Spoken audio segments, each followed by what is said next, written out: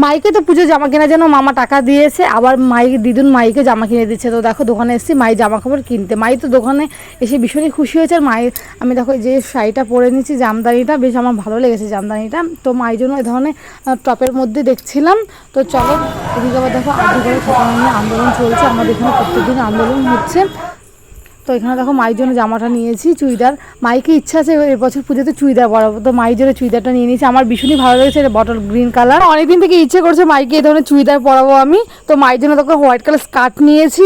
আমার এই হোয়াইট কালারটা ভীষণই ভালো লেগেছে, মাইকে ভীষণ ভালো লাগে। আর দেখো মা আমার জুতো কিনে দিয়েছে, মায়ের একটা জুতো আমার একটা জুতো। এটা নর্মাল জুতো 110 টাকা করে নিয়েছে।